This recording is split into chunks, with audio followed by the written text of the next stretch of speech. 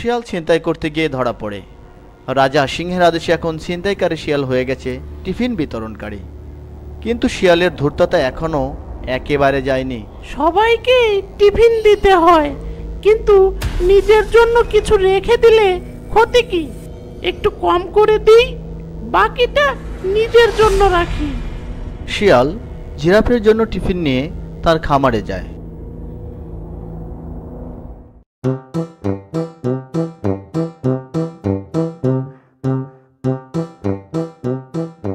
শিয়াল ভাই, আমার ঘাসপুরি টিফিন কই? ও, আজকে জঙ্গলে ঘাস সরবরাহ কম, আজকে এটুকু আছে, এইটুকুই নাও, কালকে না হয় দ্বিগুণ দিব। কি বলো শিয়াল ভাই, ঘাস সরবরাহ কম? ঠিক আছে, কাল থেকে না হয় দ্বিগুণ দিবে। এই বলে জিরাফ চলে যায় নিরীহ মুখ নিয়ে। আজ আমার দুপুরে খাবার হবে ঘাসপুরি স্পেশাল।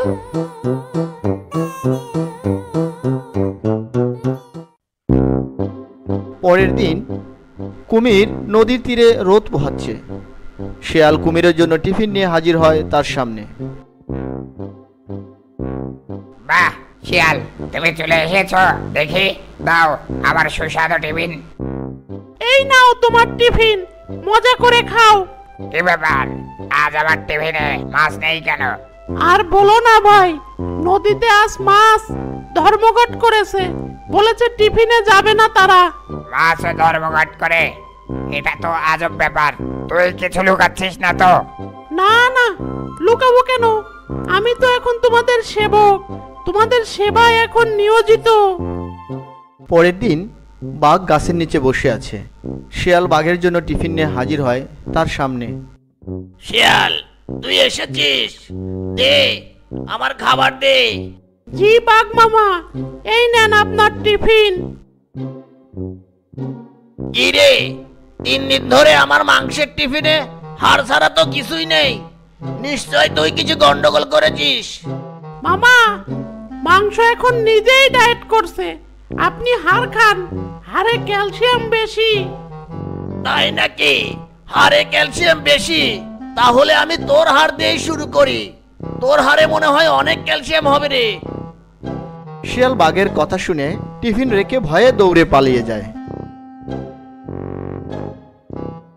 পরের দিন জিরাফ, কুমির ও বাঘ শিয়ালকে ধরে নিয়ে সিংহ রাজার কাছে যায়।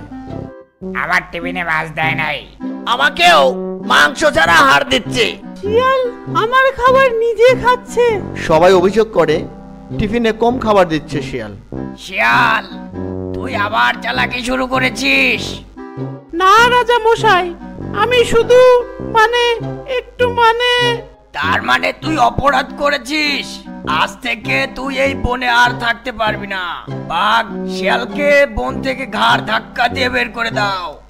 সিংহ রাজার কথা মতো বাঘ শিয়ালকে বনের বাইরে বের করে দেয়।